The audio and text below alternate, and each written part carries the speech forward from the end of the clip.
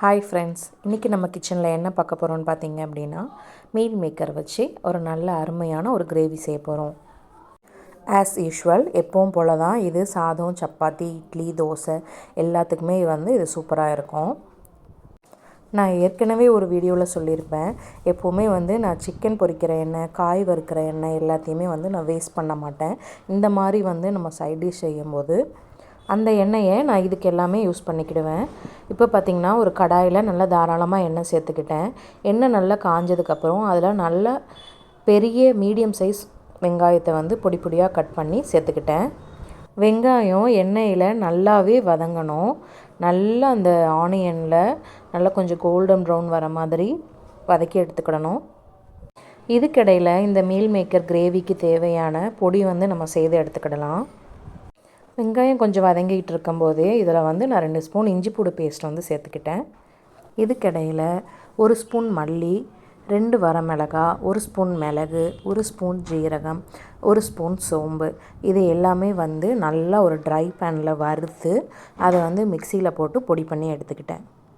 இந்த இன்க்ரீடியன்ட்ஸ் எல்லாமே லைட்டாக வறுத்துட்டு சூடாக இருக்கும் போதே நம்ம மிக்சியில் பிடிச்சோம் அப்படின்னா நல்லா நமக்கு ஃபைன் பேஸ்ட்டாக கிடைக்கும்.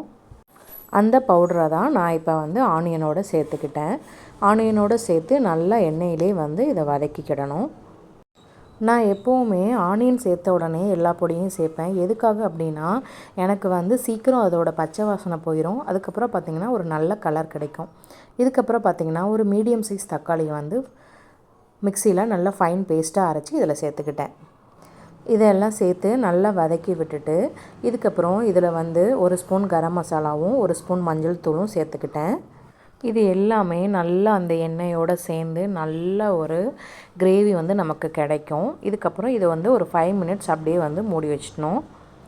மற்ற கிரேவி போல் இதில் நம்ம பொடி எல்லாமே நம்ம வீட்டில் இருக்கிற பொடியை சேர்த்துக்கிடலாம். அது ஒரு சாதாரண கிரேவி மாதிரி இருக்கும். இப்படி நம்ம எல்லாம் வறுத்து போட்டு செஞ்சோம் அப்படின்னா நல்ல ஒரு மட்டன் சுக்கா டேஸ்ட்டில் இருக்கும். எப்போவுமே சிக்கன் சுக்கானாலும் சரி, மட்டன் சுக்கானாலும் சரி, இந்த மாதிரி இன்க்ரீடியன்ட்ஸ் எல்லாமே நீங்கள் வறுத்து பொடி பண்ணி சேர்த்துக்கிட்டிங்க அப்படின்னா வீடு ஃபுல்லாக நல்லா மணக்கும். கிரேவியும் சுக்காவும் நல்ல சூப்பராக இருக்கும். இது கிரேவி பதத்துக்கு வேணும் அப்படின்னா அதுவும் நல்ல டேஸ்ட்டாக நமக்கு கிடைக்கும். மூடி வச்ச கிரேவியை ஒரு 2 நிமிஷத்துக்கு ஒருக்கா நீங்கள் அப்பப்போ கிளறி விட்டுக்கோங்க. இதுக்கப்புறம் பார்த்திங்கன்னா நான் மீல் மேக்கரை நல்லா சுடு தண்ணியில் போட்டு ஊற வச்சு அதை நல்லா தண்ணியெல்லாம் பிழிஞ்சிட்டு எடுத்து வச்சுருந்தேன். அந்த மீல் மேக்கரை இந்த கிரேவியோடு நீங்கள் சேர்த்துக்கோங்க. சேர்த்துட்டு உங்களுக்கு தேவையான அளவு உப்பு போட்டுக்கோங்க. நாம் மீல் மேக்கரை இதோட போட்டுட்டு நல்லா கிண்டும்போது சுத்தமாக அந்த கிரேவியில் நமக்கு தண்ணியே இருக்காது. ஏன்னா எல்லா தண்ணியுமே அந்த கிரேவியில் உள்ள தண்ணியை மீல் மேக்கர் நல்லா உறிஞ்சிரும். அதனால் உங்களுக்கு நல்லா கிரேவி பதத்துக்கு வேணும் அப்படின்னா நல்லா இதில் 1 டம்ளர் தண்ணி தாராளமாக சேர்த்துக்கோங்க.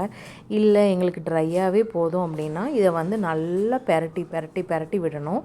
5 நிமிஷத்துக்கு ஒருக்கா மூடி வச்சு ஒரு 2லேருந்து 3 தடவை செஞ்சிங்க அப்படின்னா நல்ல ஒரு மீல் மேக்கர் சுக்கா உங்களுக்கு ரெடி ஆயிரும். நான் இன்றைக்கி சப்பாத்திக்கு செய்கிறதுனால நான் நல்லா 1 டம்ளர் தண்ணி இதில் சேர்த்துக்கிட்டேன். தண்ணி சேர்த்துட்டு இதை ஒரு 5 நிமிஷம் நம்ம மூடி வச்சு எடுத்தோம்னா நல்ல அருமையான ஒரு மீல் மேக்கர் கிரேவி நமக்கு ரெடி ஆகிரும்.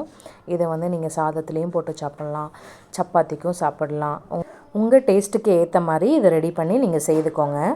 சோயா சங்க்ஸில் பார்த்திங்கன்னா நம்ம நிறைய ரெசிபி செய்யலாம். புலாவ் செய்யலாம், 65 செய்யலாம், பிரியாணி செய்யலாம். இந்த மாதிரி நிறைய ரெசிபிஸ் செய்யலாம். ஆனால் இது நம்ம அடிக்கடி சாப்பிடக்கூடாது.